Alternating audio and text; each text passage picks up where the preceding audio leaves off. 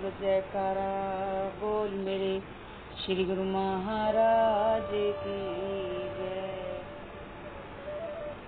आप जैसे गुरुमुख सत्संगित से भक्ति व नाम की कमाई करके जीवन के एक एक पल एक एक श्वास को लेखे लगाते हुए आनंदमयी सुख स्वरूप बन जाएंगे। आपने फरमाया कि अब आप सबने श्री दर्शन और सत्संग लाभ प्राप्त कर लिया है। रोशनपुर का स्थान छोटा है, वहाँ केवल 2-3 दिन का ही प्रोग्राम है।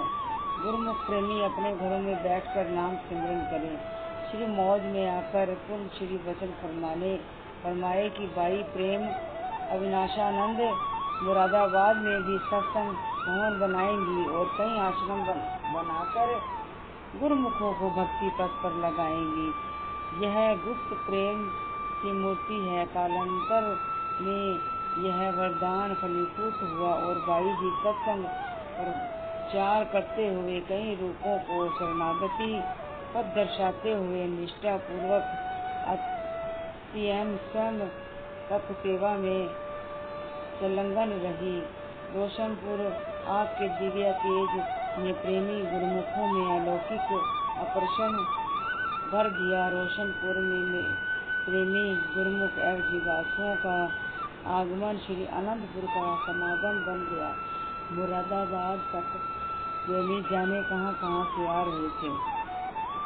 आगे रेलवे लाइन छोटी होने से उन्हें रोशनपुर में पहुंचने में मुश्किल हो रही थी। आपने पुण्य मुरादाबाद में भक्तों को बुलवाकर कहा कि कोई भी प्रेमी श्री दर्शन किए बिना वापस न जाए। उनकी व्याकुलता ने हमें भी व्याकुल बना दिया है। कई जन्मों के पुण्य कर्मों से ये ऐसी जागृति होती है। भक्तों ने मुरादाबाद से रोशनपुर तक स्पेशल ट्रेन का प्रबंध कर दिया। विलक्षण जैसे ही ट्रेन स्टेशन पर आती, प्रेमी गुरुमुख श्री अनंतपुर वासी भगवान की जय के जय घोष हो जाते। वहाँ ऐसा लगता था कि गुरु महिमा के भजन और जय जयकारे से चलती ट्रेन में श्री गुरु महाराज जी स्वयं आकर विराजमान हो गए और एक ट्रेन के गुरुमुख जिज्ञासु श्री दर्शन व प्रवचनों से प्रसाद होकर उस ट्रेन में लौटते हो तो पुण्य दूसरी ट्रेन की बारी आती। महात्मा परम योगानंद जी एवं महात्मा दर्शन अलकानंद जी ने विनय की, प्रभु यहाँ तो संगतों की कतारें लग गई हैं, इस स्थान को बड़ा बनवा लीजिए। आपने फरमाया सर्वप्रथम श्री अनंतपुर श्री प्रयागधाम व श्री संत नगर जो प्रमुख आश्रम है उन्हें विकास देना है। देश विदेश के प्रेमी जिज्ञासु श्री अनंतपुर के महान केंद्र से भक्ति और सत्संग लाभ उठाने को आतुर हुए।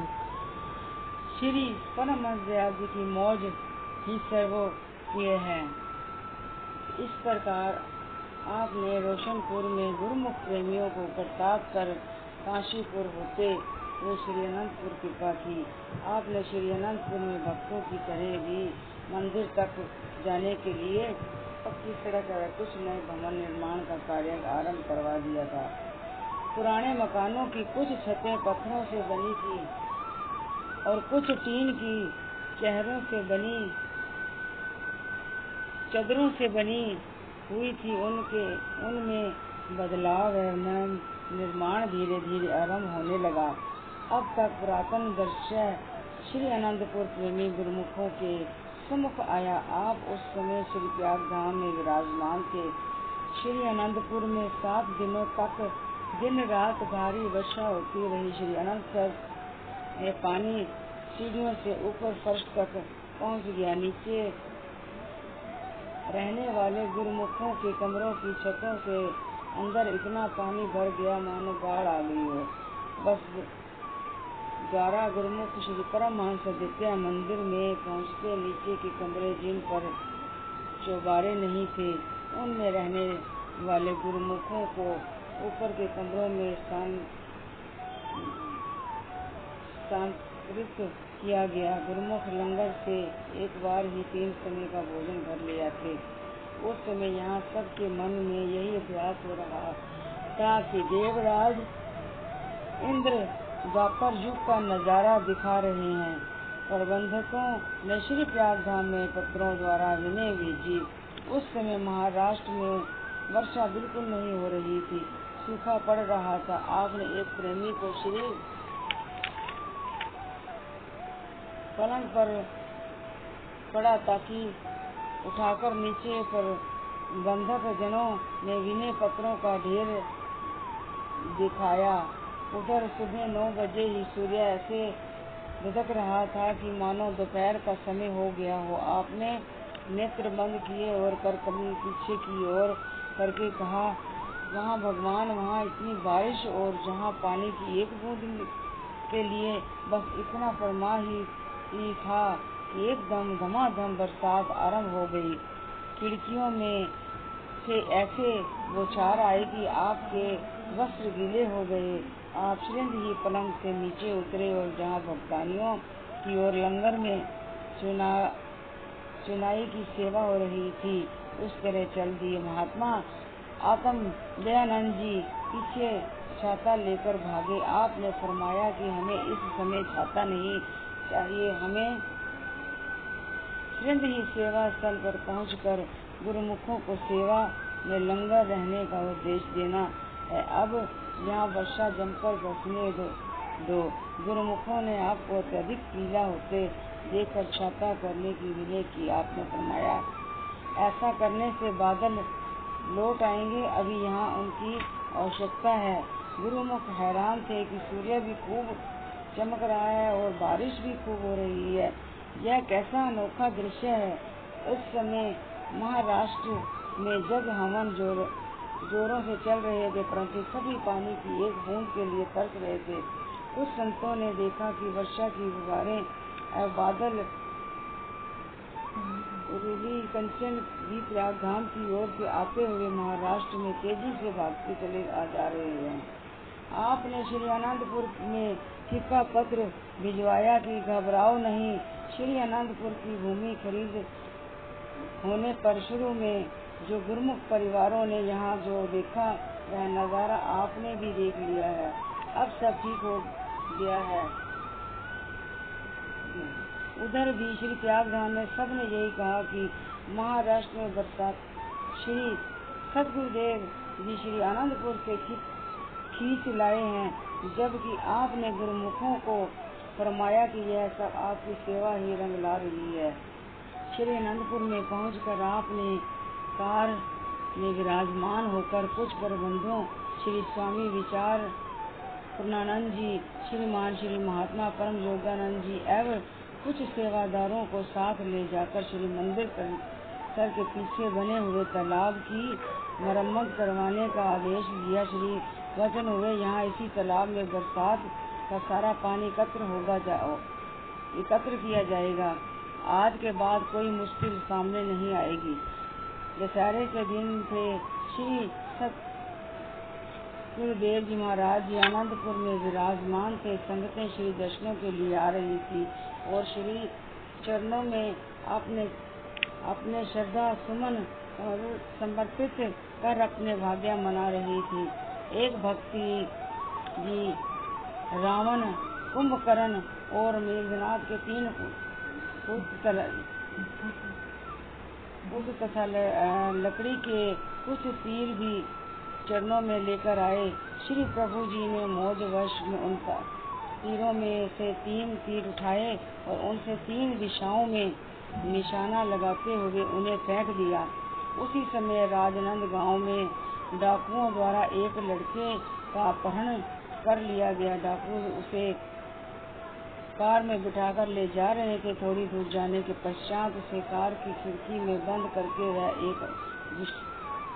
एक विश्राम गृह में भोजन खाने के लिए रुके। इधर वह लड़का अंदर से खिड़की पर जोर जोर से हाथ मारकर सहायता के लिए चिल्लाने लगा। संयोगवश एक रिक्शा उधर से गुजरा। चीख चिल्लाहट की आवाज को सुनकर वह रिक्शा चालक वहाँ रुका। उसने जैसे तैसे डिक्की खोल दी और वह बच्चा झट से बाहर आ गया। डाकू भोजन खाकर लौटे तो डिक्की खुली देखकर तुरंत कार की ओर दौड़े।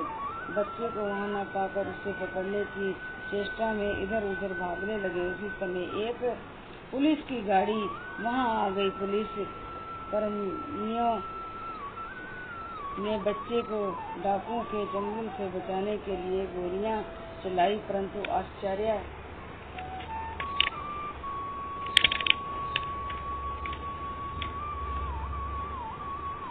की बात की घंटी व यहाँ की सड़कें ने स्वयं अपनी आँखों से देखा कि पुलिस की बंदूक से गोलियों के स्थान पर तीर निकल रहे थे। बच्चे को पुलिस ने रक्षण में ले लिया। उससे पूछताछ करके उसके माता पिता को नागपुर बुलाया गया और बच्चे को उन्हें सौंप दिया। उसके माता पिता दोनों गुरुमुख थे। उन्होंने विचार किया कि घर जाने से पहले श्री अनंतपुर जाकर क्यों न श्री गुरु महाराज जी की कृपा का आभार प्रकट करें। जब उस बालक ने श्री प्रभु जी के दर्शन किए तो उसने बताया कि वह रिक्शा चालक और कोई नहीं, स्वयं श्री प्रभु जी ही थे। देखो श्री सद्गुरुदेव जी महाराज कैसे अपने प्रेमियों की रक्षा करते हैं। आप श्री अनंतपुर में पूर्व मनाते गुरुमुखों के अंतर्मानस में मानुष जन्म के लक्ष्य को पाने के लिए चेतना नई उमंग भरते और हर समय जहाँ आनंद और खुशी के समागम बनाते। श्री दर्शन के समय मत्था टेकते हुए कई प्रेमी अपने श्री चरणों में विनय करते। आप उनका समाधान करते हुए प्रेमियों को पूर्णतः संतुष्ट कर देते। एक बार एक भक्त जी ने विनय की, प्रभु मेरी भक्तानी में मन में सनातन की बहुत लालसा है। यह संतान की बहुत लालसा है। यह प्रतिदिन 7-8 घंटे भजन करती है। भजन करते हुए उसे कभी नूरानी ज्योत के दर्शन नहीं हुए। बल्कि आश्चर्य की बात तो यह है कि जब यह भजन में लीन होती है तो उसे अपने चारों ओर नीच जोनियां घूमती हुई दिखाई देती हैं। ऐसा सब होते हुए भी यह भजन नहीं छोड़ती। आपने वचन फरमाए, भक्त जी भगत का असली आनंद उसे अंतर में मिलता है, इसलिए यह भजन नहीं छोड़ती।